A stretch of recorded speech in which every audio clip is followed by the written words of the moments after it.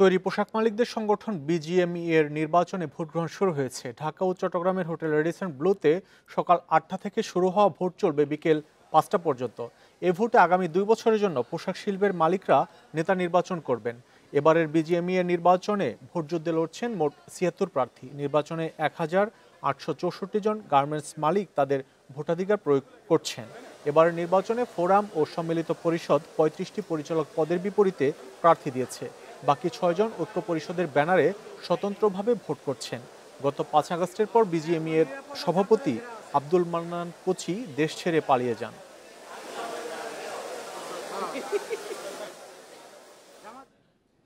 BGMEA নির্বাচন নিয়ে আরো জানবো, যোগ দিচ্ছেন সহকর্মী মেহেদী হাসান। মেহেদী, ভোটার উপস্থিতি কেমন দেখছেন বিজিএমইএ নির্বাচনে এখন পর্যন্ত, আর যারা প্রার্থী আছেন তারা কি বলছেন?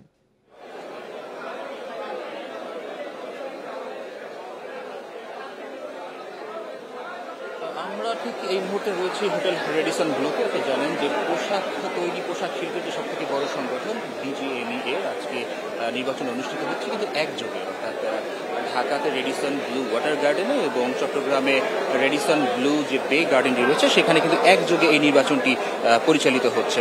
এবং এখানে আসলে আমরা দেখতে পাচ্ছি যে ভোটারদের উপস্থিতি যথেষ্ট স্বতঃস্ফূর্ত, তারা বেশ সাবলীল এবং খুব স্বাভাবিক একটি পরিবেশেই কিন্তু তারা ভোটদান করতে পারছেন। আমরা কথা বলেছিলাম বেশ কয়েকজনের সাথে, তারা আমাদেরকে জানিয়েছেন যে এ ধরনের যে পরিবেশটি আছে এই পরিবেশটি যদি সামনেও বিদ্যমান থাকে তাহলে হয়তোবা আরো ভালো কিছু আসলে বিজিএমইএ দেশকে উপহার দিতে পারবে বলে তারা এমনটা জানিয়েছেন।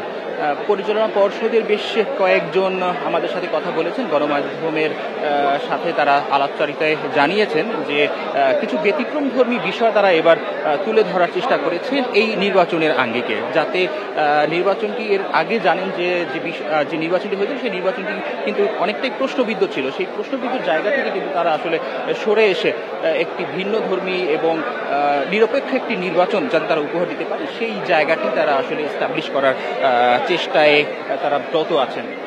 আরও যদি একটু বলি সেটা হচ্ছে এখানের যে নির্বাচন ব্যবস্থা পর্যবেক্ষণ করার জন্য কিন্তু ডিএমপি কমিশনার সাজ্জাদ আলী এখানে কিন্তু এসেছিলেন এবং তিনি কিন্তু ভিতর পর্যবেক্ষণ করে গণমাধ্যম কর্মীদেরকে যেটা জানিয়েছেন যে এই নির্বাচন ব্যবস্থা ভবিষ্যতের যে জাতীয় নির্বাচন সেই নির্বাচনের জন্য অনেকটা আইডল হয়ে থাকবে, বা তারা যে ব্যবস্থায় আসলে এখানে নির্বাচন অনুষ্ঠিত হচ্ছে এটি একটি উদাহরণ তৈরি করবে বলে তারা আমাদেরকে জানিয়েছেন।